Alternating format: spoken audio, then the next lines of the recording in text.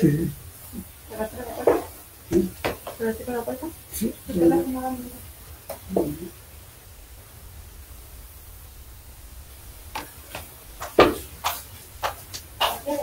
Sí.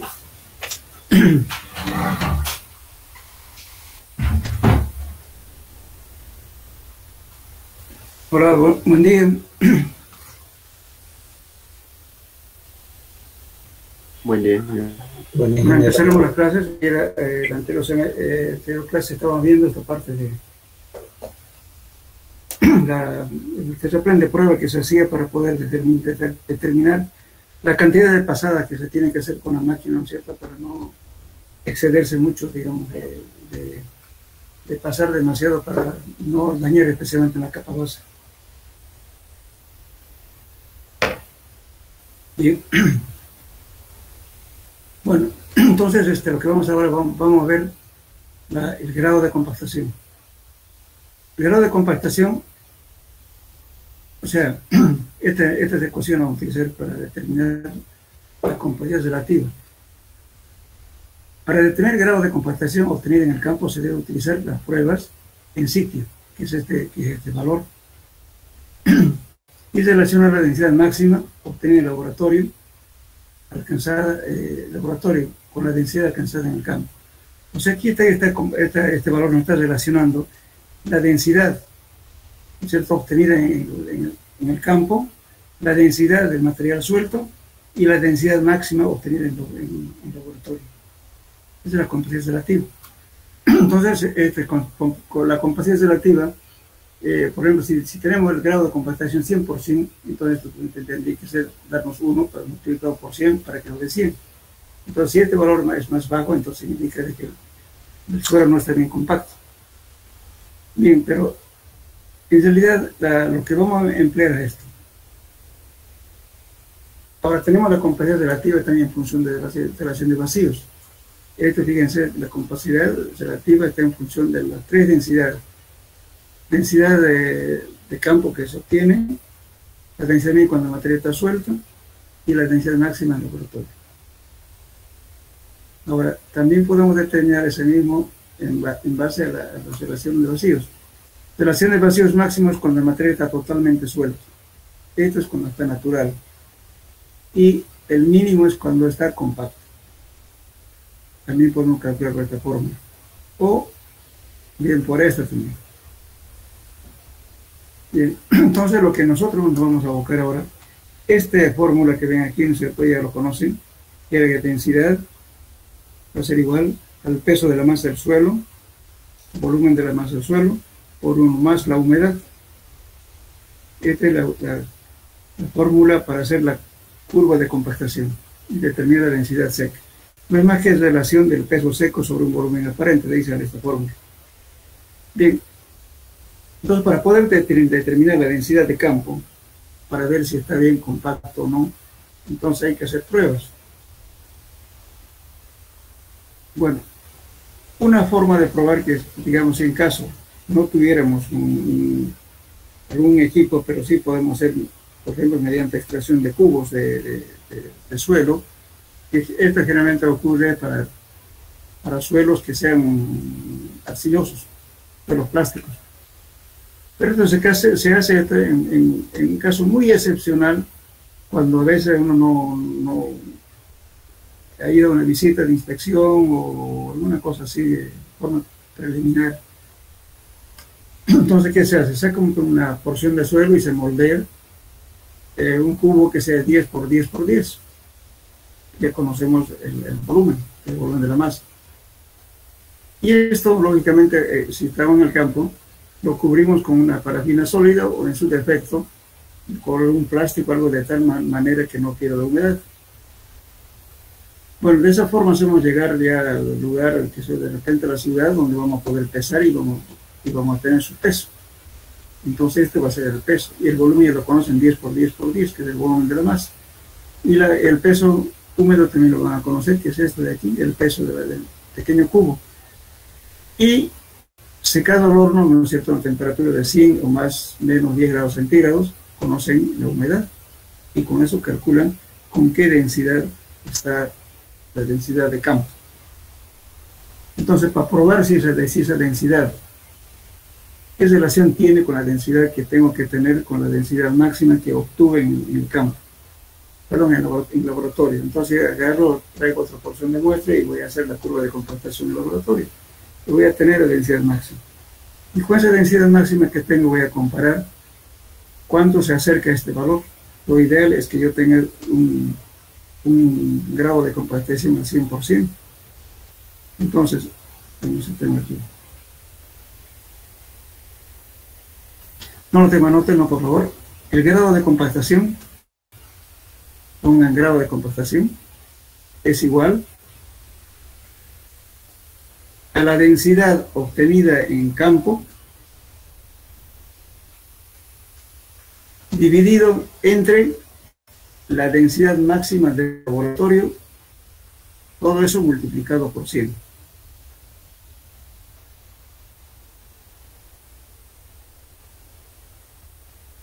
¿Notaron? Voy a repetir. El grado de compactación es igual a la densidad obtenida en el campo, con lo que vamos a compactar. Eso dividido entre la densidad máxima obtenida en laboratorio, multiplicado por 100. Entonces, las dos relaciones, densidad de campo, densidad máxima, ese valor multiplican por 100. Si ese valor me da 100%, quiere decir que la densidad, el grado de compactación es 100%, y por tanto, el suelo está bien compactado. Si se aleja mucho, digamos, si es que sea 90%, significa que tengo que compactar más para llegar al 100%. Bien, entonces, esto pero que se hace en forma muy esporádica y eventual.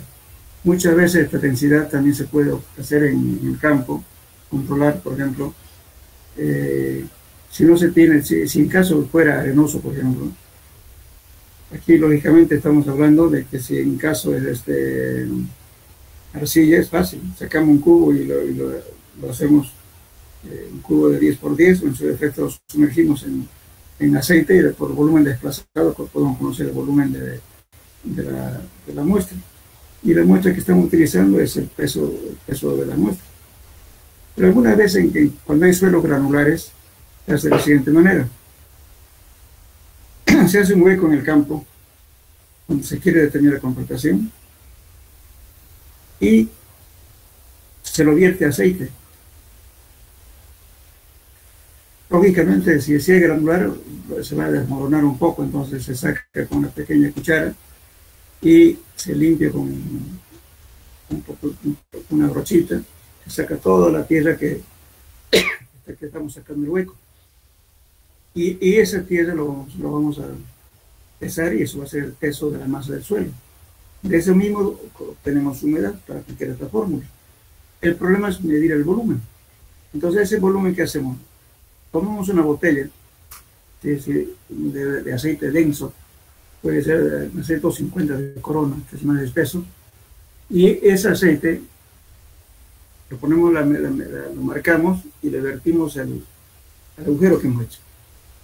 Entonces, hasta que esté totalmente al ras del agujero, ¿no? que llene.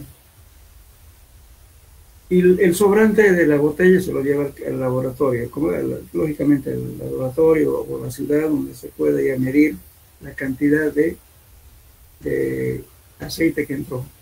Como lo que ha sobrado, como ya tienen marcado, saben, pues la diferencia, ¿no es cierto?, de la cantidad que entró y que sobró es el volumen de la muestra. Eso, pero en caso excepcional, ¿ya? No es una norma, sino que a veces uno saca de apuro cuando uno quiere. Imagínense, ustedes están haciendo una inspección de algo para decir que está mal compactado. ¿Cómo vamos a saber si está mal compactado o no? De repente, por casualidad, no llevaron herramientas para hacer las densidades. Entonces, pero se puede salir de apuro por estas dos formas de hacer. Entonces, de ese modo, lógicamente que tienen que tener otra muestra adicional de la zona aledaña para hacer la curva de compactación en el laboratorio y comparar qué grado de compactación tiene. Bien. Ahora hay otro método, este ya sí, eso ya se aplica en la práctica, en el laboratorio, la densidad mediante cilindros con bordes cortantes. Esto, por ejemplo, fíjense aquí, si hacemos un agujero, no voy a aquí por favor, antes que ya lo que estamos haciendo, fíjense acá, después vamos a hablar de este método. Lo que hacemos es un agujero en el campo, de la tierra que salimos, sacamos de acá, eso va a ser el peso de la masa del suelo. Y tomamos una porción de ella, ¿no es cierto? Y calculamos la humedad. Pero el problema es medir el volumen.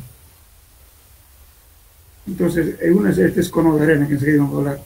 Ahora estamos hablando de bordes cortantes. Entonces, ¿qué se hace? Es un cilindro, no lo tengo yo acá. Entonces, cuando estamos hablando de esta densidad mediante cilindro de bordes cortantes, consiste en lo siguiente. Se tiene un cilindro metálico, lógicamente el espesor todo está normado, con un borde afilado. Ese cilindro mide exactamente 1000 centímetros cúbicos. Es este. A ese cilindro se le pone un cabezal metálico que encaja la cabeza del cilindro y después tiene el cabezal tiene una pequeña ventanita que sirve para ver cuando clavamos este cilindro para ver si ya llegó a la ventana. Entonces, si llegó a la ventana ya no se golpea. Entonces, sobre el cabezal, ¿qué hacemos? Colocamos una varilla de metal de hierro galvanizado de media pulgada, y a través de ella agarramos un mazo, un martillo, ¿no es cierto?, con la cual vamos a golpear el cabezal para que se hunda el cilindro en el suelo. Entonces, lo vamos a golpear de tal modo, ¿no es cierto?, hasta que aparezca el suelo y la ventana que está en el cabezal del cilindro. En ese momento sacamos el cabezal, retiramos todo y solamente va a quedar el cilindro clavado en el suelo. Entonces, lo que está clavado en el suelo, entonces en el borde superior se lo recorta para que quede totalmente plano. Luego se agarra una plancha, una madera plana, se apoya en el cilindro con tierra y con la ayuda de una pala se lo vuelca. Se lo saca el cilindro, pero se lo pone para arriba, como puedo decir. Entonces, lo que estaba clavado va a quedar para arriba. Entonces, igualmente ahí enlazamos y va a quedar la muestra completa en el cilindro. Entonces, eso es directamente el volumen, 1000 centímetros cúbicos. La muestra que quedó en el cilindro lo pesamos, eso tenemos el peso húmedo. Y el volumen ya lo conocimos porque directamente es 1000. Y luego tomamos una porción, obtenemos humedad. Ya tenemos con eso la densidad de campo. Como tenemos como referencia ya la densidad del laboratorio, entonces comparamos con qué grado de compactación está compactado ese suelo. Es una forma rápida, económica, pero no divulgado en nuestro país, porque esto los brasileños utilizan bastante. Y justamente ahora hay un tesista que está haciendo un trabajo sobre esto para convencer a la gente, ¿no?, que está determinando la variación que existe entre el método tradicional, que es el cono de arena, con este método. ¿Cuál es la diferencia? Lógicamente que este método es más rápido, pero solo que este método se aplica en suelos que no tengan grava. Si tienen grava, entonces no podemos utilizar este método, porque la punta del cilindro golpea la piedra y se puede abollar y tampoco distorsionar el suelo, entonces no vale la pena. Esto es para materiales exclusivamente que no tengan grava, para este caso. Puede ser arena, limo o arcilla. Después que podemos hacer también, sería una forma de determinar grado de compactación. Ahora, otro método para determinar la densidad de campo es mediante el penetrómetro. Eso ya lo vimos también, el penetrómetro de ¿cómo se llama? Mediante la aguja Proctor. Entonces, es un penetrómetro en el cual mide, ¿no es cierto?, la presión que estamos metiendo, ¿no es cierto?, cuando hacemos la curva de estabilidad. Entonces, con ese valor, ubicamos en el lugar y determinamos, ¿no es cierto?, cuál es la presión que soporta el suelo para penetrar un pistón. Entonces, este es un método que permite para determinar la densidad de campo. El otro método es el método de densidad de campo mediante el volumen de la tierra extraída, que en este caso tenemos primero vamos a hablar del cono de arena, después vamos a hablar de este balón de caucho, después hablar. Ambos métodos son parecidos. Este es el método que más se utiliza en nuestro medio, el método del cono de arena. Entonces, este es un cono de arena. Fíjense acá, es un frasco conteniendo una arena graduada, una granulometría adecuada, que esté completamente seca y limpia.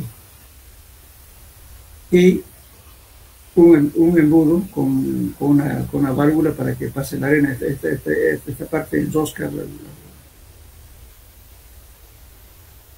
al frasco y el embudo. Entonces, aparte de eso, tiene lógicamente una plancha metálica como esta es la plancha metálica. Y aquí tiene una pestaña en la cual apoya este embudo. Entonces la tierra extraída, ¿no es cierto? Aquí podemos decir, si tenemos suelos como ser el capabase, que se yo, entonces a veces es difícil hacer la excavación. Entonces se utilizan un cincel y otras herramientas, un pequeño combo para poder hacer el agujero acá. Entonces la plancha sirve de guía además. Podemos hacer el agujero el diámetro de esto. Generalmente el agujero se hace no más de 14 centímetros de profundidad, porque si no nos va a faltar más de arena aquí en el frasco. Siempre tiene que sobrar un poco. Entonces, esta tierra que está acá, lo extraemos y lo ponemos en un recipiente o una bolsa, si quieren, para pesarla y ya obtenemos el peso de la masa del suelo. Luego tenemos sacamos otra muestra y calculamos la humedad. Pero el volumen no lo conocemos, entonces el volumen justamente vamos a hacer por diferencia de pesos. Entonces aquí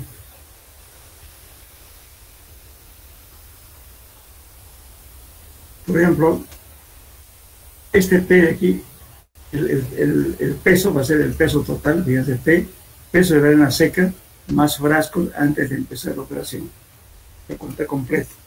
Se lo pesan el frasco más el peso con la arena antes de empezar el ensayo.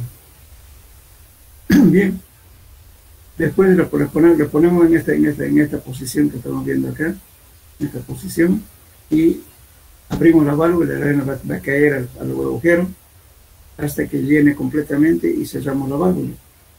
Entonces tenemos una arena sobrante y también tenemos una arena en el embudo. Entonces esto hay que hacer diferencia de pesos para saber qué cantidad de arena entró en ese hueco. Entonces por diferencia de peso vamos a ver eso, que es lo que estamos haciendo aquí.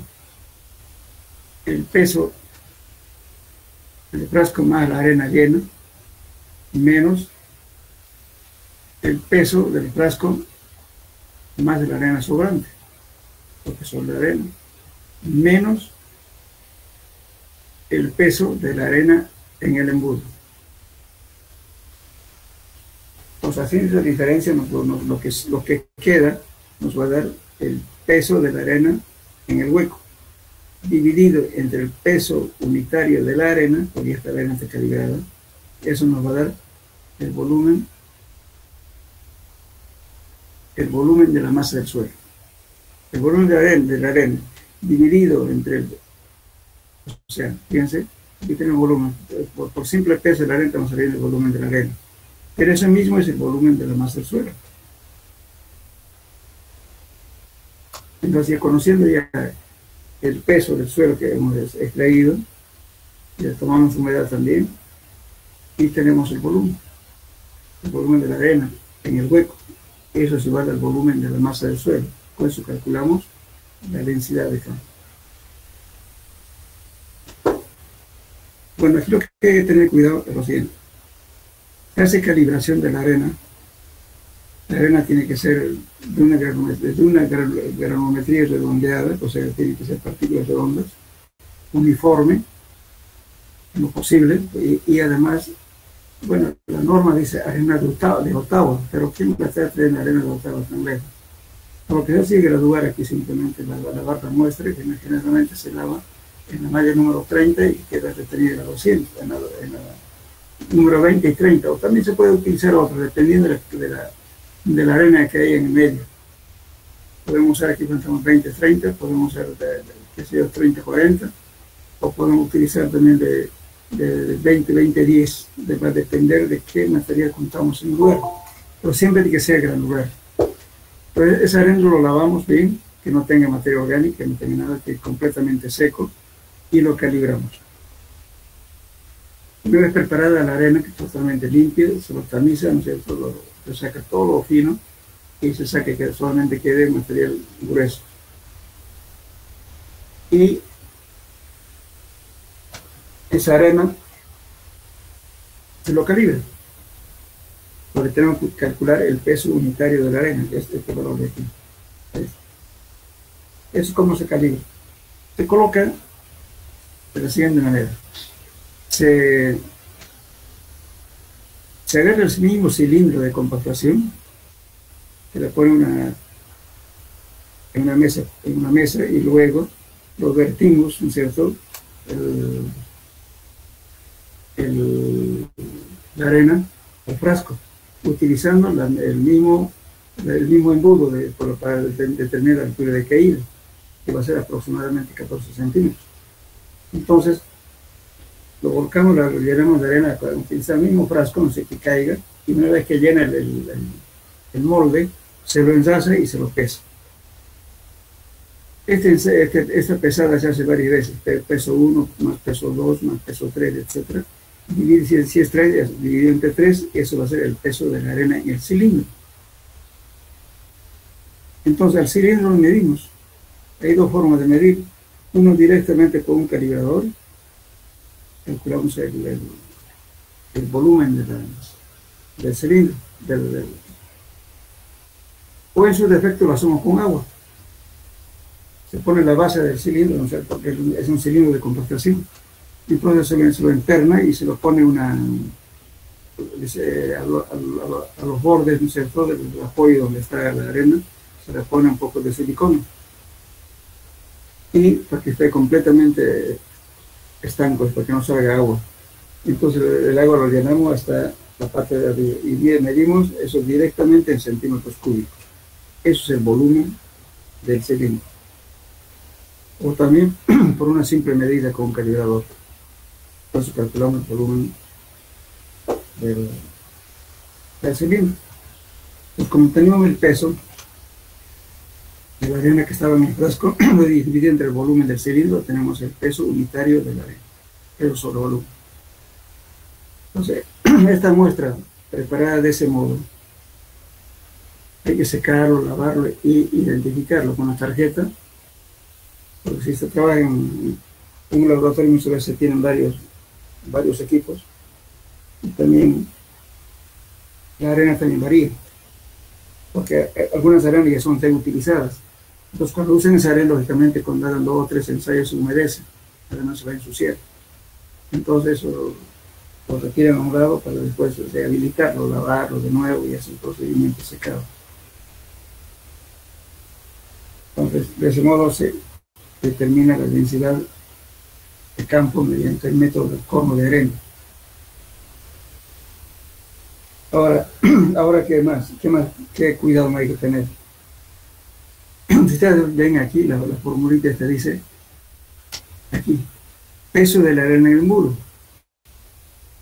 Entonces, ¿cómo se hace eso? Se coloca la plancha, esta plancha, esta, Luego se coloca el frasco con más el embudo apoyado aquí, ¿vale? De esta misma forma. Abro la válvula, obviamente esto va a ser una mesa plana, ¿no? Entonces supongamos una superficie plana, puede ser una mesa, lo que sea. Sobre eso voy a colocar esta plancha y luego lo pongo en esta posición. Y abro la llave y va a caer la arena. Cuando ya deja de caer, entonces cierro la válvula y voy a tener la arena en el embudo. ¿Por qué es obligatorio poner esta plancha? Lo que pasa es que el diámetro de esto es aproximadamente, si es de 4 son 4 pulgadas, si es de 6 son 6 pulgadas, porque los conos varían, pues hay de 6, hay de 4 y además hay nada. Para las gravas, por ejemplo, hay un cono de arena gigante. Eso tiene en la Gabriel un cono de arena gigante. Eso exclusivamente para los suelos que contienen grava. Entonces, de ese modo, estoy obteniendo el peso de la arena en el embudo, pero tomando en cuenta este espesor de la pestaña, porque aquí tiene ¿cómo lo puedo decir? Una pestaña, ¿no? Que la plancha es aproximadamente de unos 3 o 4 milímetros. Entonces, si mi forma es que sea 2 milímetros con el diámetro que tiene, es en varios gramos. Por eso hay que tomar siempre, para determinar la arena en el embudo, necesariamente que uno use la plancha. Poner la plancha, poner el embudo, es de eso. Una vez levantamos ya lo que cayó la arena en el embudo y la base que estamos midiendo, eso es el peso de la arena en el embudo. Pero claro, la arena en el embudo. Entonces, cuando hagamos la operación matemática que hay que hacer, fíjense, el peso de la arena está con su embudo. Este peso es el peso de la arena después de operar, o sea, con la arena sobrante. Pero estamos tomando en cuenta en ambos casos el frasco. En cambio, este menos peso de la arena en el embudo, estamos pesando neto, el peso neto. Entonces, primero hay que hacer esta operación. El peso total menos la arena que sobró, menos la arena en el embudo. Después de hacer esta operación, algebraicamente. Y lo dividimos entre el peso unitario que lo teníamos. Por eso nos da el volumen de la arena dentro del hueco. Y ese mismo es el volumen de la masa del suelo. De ese modo hacemos la determinación del cono de arena. Entonces hay que calibrar, vuelvo a repetir, la arena, y hay que calibrar la arena en el embudo. Por eso se anota, porque a veces los embudos varían. Entonces la arena, además cuando estamos usando diferentes tipos de arena, porque a veces uno consigue la arena porque es difícil conseguir el proceso, ¿no?, de lavar, todo. Entonces hay que, para cada bolsa preparada hay que hacer o sea, la arena en el embudo, hay que hacer específicamente para eso. Conociendo eso, entonces utilizamos ya en el campo ese mismo valor que se obtuvo en el laboratorio. Este es el método más utilizado en nuestro medio. Se utiliza para suelos que tengan gravas, o suelos arcillosos, o suelos arena limosas o arenas, para todo tipo de suelos.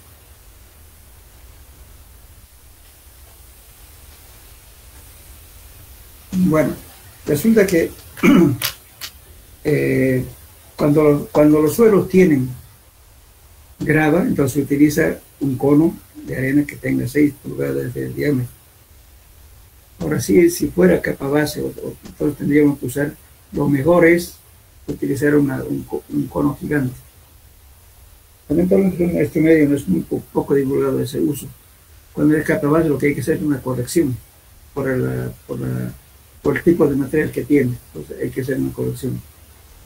Si no corrige, entonces lógicamente, como hay piedra que está entrando, siempre va a dar la densidad máxima. Cuando estamos hablando con suelos que tienen gravas. Entonces hay que hacer una corrección. En la siguiente clase les voy a preparar una fórmula para que calculen la corrección justamente cuando los suelos tienen tienen grado. Ahora, si utilizan el cono gigante, ya no necesitan esa corrección directa desde ese valor porque es un agujero grande. Entonces, ahí todas las piedras, todo lo demás que hay en el embudo. En la Gabriela hay un embudo gigante.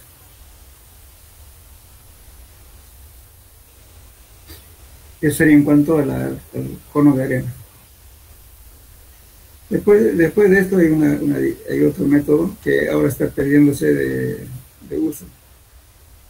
Se llama determinación de campo mediante el volumen. Es el método método que se llama el método de balón de caucho. Este método. ¿En qué consiste el método de balón de caucho? No sé si tengo aquí está. Este es el método también de la tierra extraída, pero en vez de utilizar arena, utilizamos agua. Entonces, este cilindro que tiene ya tiene una escala aquí de graduación en centímetros cúbicos.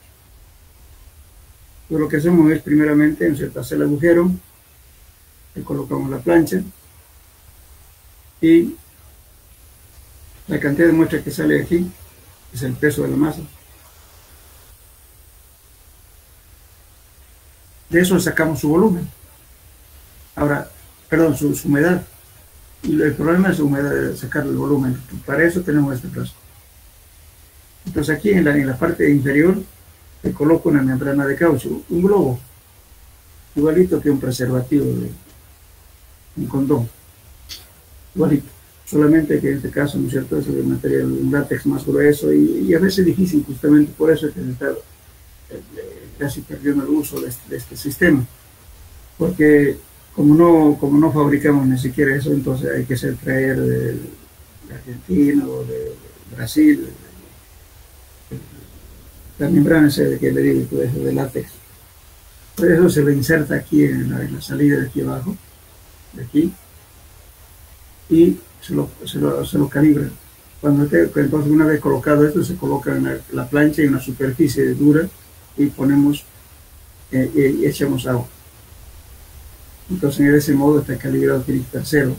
Entonces, en ese caso, ya cuando ya hacemos el agujero, lo ponemos ya al frasco y el agua va a empezar a entrar, ¿no es cierto?, a ocupar todo el espacio vacío de gravedad. Entonces, y aquí en esta escala vamos a ir midiendo, porque la escala viene de arriba hacia abajo. Entonces ya sabemos exactamente cuántos centímetros cúbicos tiene ese agujero. Porque lo demás es fácil. La tierra extraída igualmente se saca con una pequeña, toda la herramienta, fíjense que hay una brocha, una espátula, un pequeño combo, una cuchara de metal, eso para sacar la tierra de aquí. Igualmente acá siempre se trata de no irse muy profundo, porque si no le va a faltar agua. Por eso con 14 centímetros de altura del agujero funciona bien. Y también estos vienen de diferentes modelos. Hay de 1000 centímetros cúbicos, o sea, de 1500, de 2000, hay diferentes tamaños. Entonces, por ejemplo, cuando estamos usando generalmente esto más se utiliza en suelos que no tengan grava, ni tampoco tengan alguna materia orgánica que pueda agujerear la membrana. Como es de caucho, entonces a veces se rompe. Una punta de una grava algo lo rompe, entonces ya perdió la membrana y se va el agua. Por eso esto solamente también es aplicable para suelos que no tengan grava, por estos casos.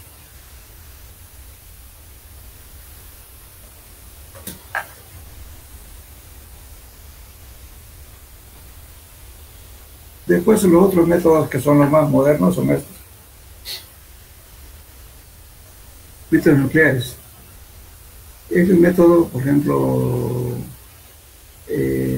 bueno, las universidades a nivel nacional parece que no tienen enzimas nucleares. Este enzima nuclear está hecho con un lector de radiación de neutrones lentos. Antes se utilizaba como elemento radioactivo el radio. Era bastante peligroso, entonces cuando usaban este equipo, el técnico o la persona que estaba haciendo la prueba tenía que ponerse un delantal de película de plomo. Y hacían forma rápida y escapaban, ¿no? Para que la radiación no la afecte. Tenían miedo de usar. El problema que podía causar la radioactividad que emitía generalmente causa problemas pielídicos, ¿no es cierto? Como ser el albinismo, después, bueno, en los hombres, pues, la impotencia, en fin, varias cosas que produce la radiación radioactiva. Entonces la gente no quería usar. Ponían un delantal y bueno, iban corriendo, hacían la operación y salían otra vez corriendo para pagar. Pero ahora ya no hay peligro, ya utilizan berilio. El elemento radioactivo se utiliza berilio. El berilio hace menos daño que los rayos solares. Se puede dormir y junto a su equipo, no pasa nada. Antes se ponía en una caja forrado con plomo. Cuando recién salieron los equipos. Entonces la gente no era renuente a usar, no quería usar. Y entonces ahora ya vienen con equipos modernos, pero no hay que manipular, no hay que abrirlo ni por nada porque es peligroso. Si tiene alguna falla, entonces ya llevar a un técnico especializado para que lo arregle. Generalmente hay estos equipos que son baratos, pero son rehabilitados. Pues no vale la pena comprarse eso porque es peligroso. Por eso, no sé si acuerdan ustedes, hace 3, 4 años atrás, una empresa china perdió un vencimiento nuclear. Y hubo una campaña tremenda de buscar el vencimiento nuclear. No era por el costo, sino por el peligro que reviste la persona que no sabe qué es exactamente y qué daño puede causar. Al final, no sé si lo encontrarían, pero es una campaña fuerte para ubicar los vencimientos nucleares. Y en Bolivia hay leyes gubernamentales en el cual no permiten ninguna ni importación ni exportación de elementos que sean radioactivos. Por eso no se puede comprar, por eso la universidad no ha comprado esto. Claro que, como le digo, ahora ya no es problema porque estamos usando un elemento radioactivo berilio que no causa daño. Bien. Entonces, ¿esto qué era que él hace? Usted marca, lógicamente, hay varios modelos, ¿no? Estos modelos modernos ya que se le apoya directamente ya a hacer la medida. En cambio, antiguamente, este aparato tenía ¿cómo podría decir? Al medio del equipo tenía un orificio. Entonces, y por ese edificio, por ese orificio, se hincaba una varilla metálica. Y luego de hincar la varilla metálica, entonces se ponía en funcionamiento la máquina. Entonces, ¿qué hacía? Lo que medía era justamente la velocidad, ¿no es cierto?, de esta radiación de ida y vuelta. Es como un contador de ida, parecido. Entonces ya el aparato ya le decía tanto. Y lógicamente después ya le calculaba la densidad, todo lo demás, la humedad inclusive. Entonces, como era peligroso, entonces la gente no lo utilizaba, pero ahora ya se utiliza bastante.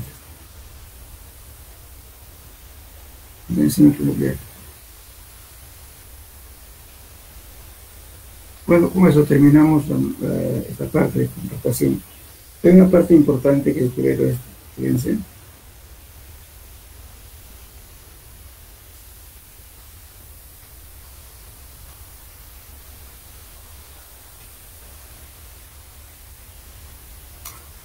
Vamos a ver ahora qué es hinchamiento. Dice, la obtención de los valores de hinchamiento y encogimiento de los suelos y rocas tiene singular importancia, ya que influyen en el cálculo de movimiento de tierra, excavación, relleno y transporte. Al extraer el material suelo o roca, aumenta su volumen dependiendo de las características del material. Por ejemplo, al excavar 1 metro cúbico de material aumenta a 1,20 cubos, es decir, aumenta su volumen en un 20%. Justamente este jueguito, digamos, de estos volúmenes, porque tenemos un volumen en estado natural y otro volumen suelto cuando excavamos, y ese mismo volumen transportado. Y si estamos queriendo rellenar, tenemos que traer, ¿no es cierto?, un suelo que está suelto, lo colocamos en lugar de relleno y lo compactamos. Entonces ahí va a haber encogimiento, o sea que el volumen de esa materia que transportamos se va a convertir en más chico. Y si excavamos y llevamos a otra parte, lógicamente el terreno tiene una densidad, va a ser más chico, y cuando ya tenemos excavado, el material suelto tiene mayor volumen. Entonces, este tipo de volúmenes es bastante variable, fíjense. Por ejemplo, cuando tengo en rocas dinamitadas, o sea, una cantera que estemos usando dinamita para poder cortar las rocas, entonces tenemos un aumento de volumen entre 30 y 80%. En rocas normales no dinamitadas tenemos de 10 a 30. En suelo arcilloso tenemos de 20 a 60. Suelo limoso tenemos de 10 a 40. Suelo granular de 10 a 30. Grava y arena de gran redondeado tenemos de 5 a 15. Pero ahora vamos a encontrar este valor. Entonces, fíjense, entonces los volúmenes varían dependiendo de su compacidad y el tipo de material. Por eso, si nosotros supongamos que tengamos que hacer una excavación, un canal, ¿me entienden? Un canal. Ese canal lo voy a medir geométricamente, voy a hacer un canal de tanto por tanto, tantos volúmenes. Pongámosle que sean 2000 cubos. Bien, entonces, pero una cosa es excavar 2000 cubos, otra cosa es transportar. Entonces yo tengo que poner mi costo, excavación un volumen y transporte de ir a botar el material es otro. Entonces, supongamos que sea arcilla. Entonces usted tiene un valor que puede variar entre 20 y 60% de aumento de volumen. Si usted exagera mucho, va a perder por el trabajo, porque no le va a andar, porque va a salir muy caro. Si le cobra muy barato, si le cobra 20, de repente le va a fallar, porque de repente es 30 o 40. Entonces hay que hacer pruebas para determinar esto, cuánto se aumenta su hinchamiento y su encogimiento. Supongamos que va a rellenar algo supongamos que está haciendo un silo. Para poner la losa hay que rellenar. Entonces ese relleno que va a hacer son varios cubos, pongamos 100 cubos. Entonces 100 cubos que tiene que rellenar la densidad máxima, pero seguramente usted va a traer unos 130 cubos, porque los 30 cubos se va a ir en asentarse porque van a compactar, va a disminuir su volumen de vacío, por tanto hay disminución de volumen. Es entonces importante cuantificar con qué valores va a trabajar. Mucha gente a veces toma valores muy pequeños, digamos 10%, digamos, pero si le sale, como en este caso, dice 10, dice, si le sale 30, ¿qué va a hacer? ¿Quién le va a pagar esos 20% más que le está fallando? Por eso es importante saber determinar cuál es el volumen de incremento de volumen y su encogimiento. Bueno, en la práctica es fácil saber las dos cosas si quieren hacer en forma empírica. Lógicamente aquí tenemos, fíjense, el volumen de hinchamiento se mide de la siguiente forma, hay una formulita: D sub S menos D sub E sobre D sub E. D sub es densidad, o sea, densidad seca, estamos en densidad seca del material sin perturbar, tal como está en el sitio. Ese es D sub S. Menos la densidad del material excavado, o sea, menos la densidad de tierra suelta, dividido entre densidad del material excavado, que es D sub S. Entonces, Esto dividido entre D sub E y toda esta formulita por 100 nos va a dar el porcentaje del volumen de hinchamiento.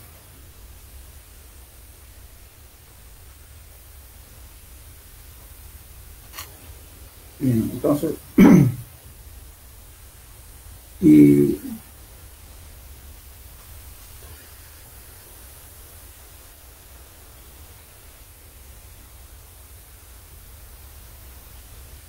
lamentablemente no tenemos una tabla para ver cuánto es su volumen de encogimiento, eso no tenemos, pero todavía hay que hacer la prueba. ¿Y cómo se hace la prueba?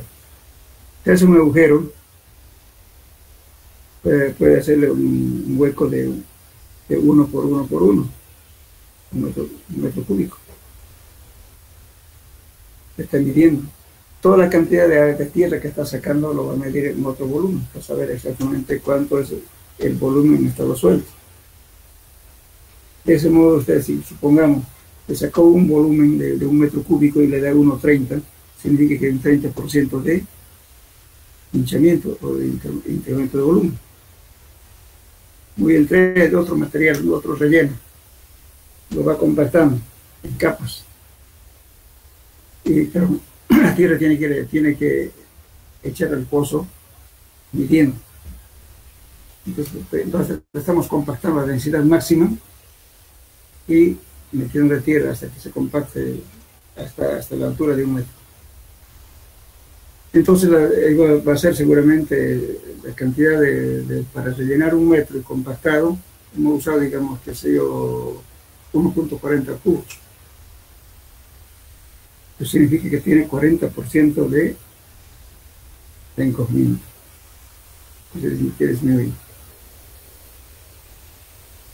Por siempre es conveniente, ¿no es cierto?, tomar en cuenta eso. A veces el movimiento de tierras en el campo es fundamental, porque estamos hablando de miles de cubos para mover tierra.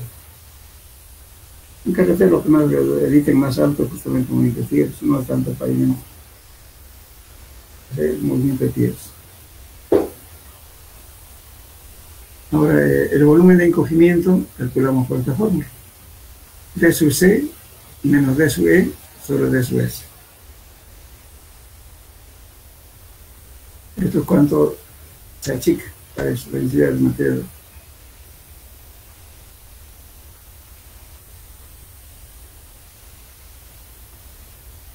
Densidad es de D sub S, densidad del material sin perturbar, que es este, y D sub E, densidad del material resuelto.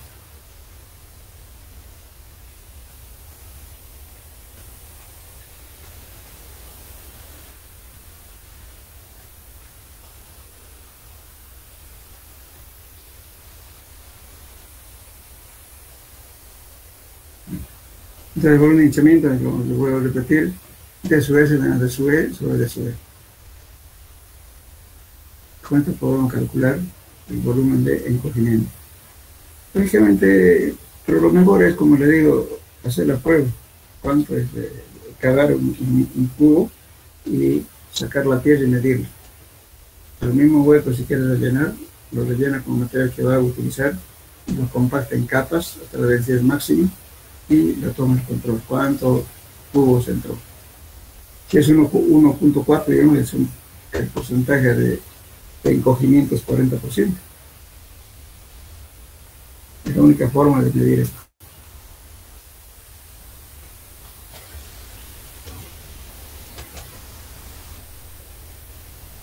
¿Entendieron el tema que les hablé o alguna aclaración?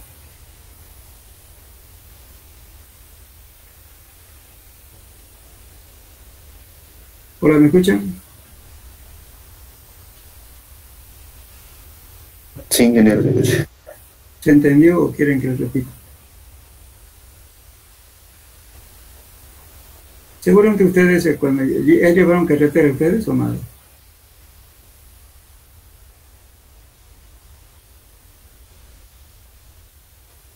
¿Ya llevaron la materia de carreteras? Hola.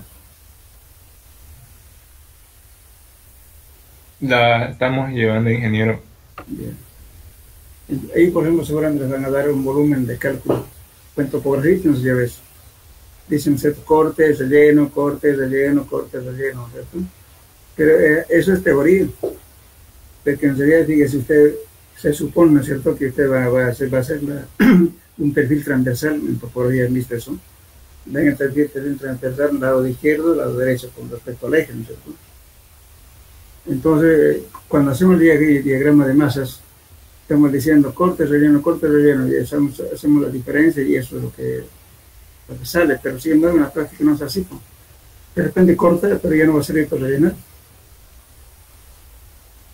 Eso se tiene que botar. Porque si es arcilla no puede usar, no en otra parte, ya no lo usan, o sea, más bien hay que calcular para botar. Entonces, por eso decía que es importante saber, ¿no es cierto?, cuánto de qué material va a comprar y medir su volumen.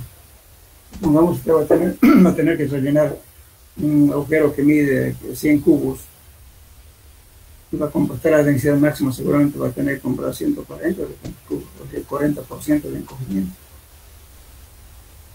Lo mismo ocurre cuando excavamos. De repente va a excavar un canal donde el volumen de la excavación en sitio usted va a medir, digamos, que sé yo, un hombre 100, y la tierra que se le va a hacer 130. Ese mismo agujero que ha hecho lo quiere rellenar, trae otro material, seguramente le va a entrar en vez de 100 le va a entrar 150, digamos. Pero 50 es el encogimiento. Entonces, cuando hay movimiento de tierra, lo que le van a pagar va a ser cuando, del volumen compactado.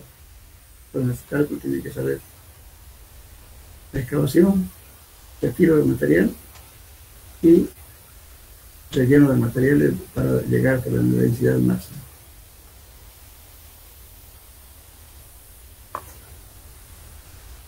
Por eso el movimiento de tierra se pierde o se gana. Es bastante. Por eso los parámetros que se toman no hay que exagerar mucho, tampoco quitar mucho.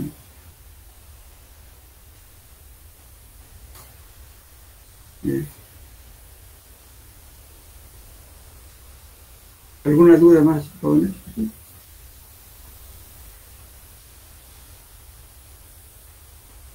¿Cuánto terminamos la materia? ¿Alguna pregunta?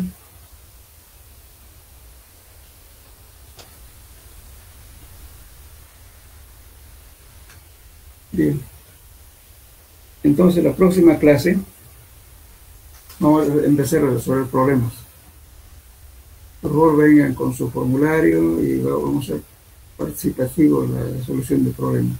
De todos los temas vamos a ver. Vamos a hacer unas 3 clases por lo menos de la solución de problemas. Y después viene el examen. Está bien, ingeniero. Ya, entonces, en eso quedamos. Por favor, lean porque quiero que cuando estemos resolviendo el problema, pregunten. Vamos a tener que combinar un poco con preguntas teóricas y también los problemas, ¿ya? Porque no es hacer nada por el problema.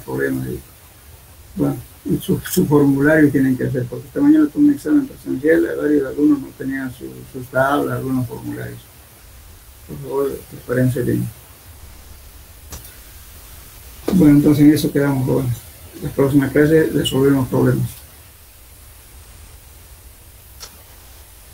Listo, Jorge. Bueno, hasta luego entonces. Hasta luego, ingeniero. Hasta luego.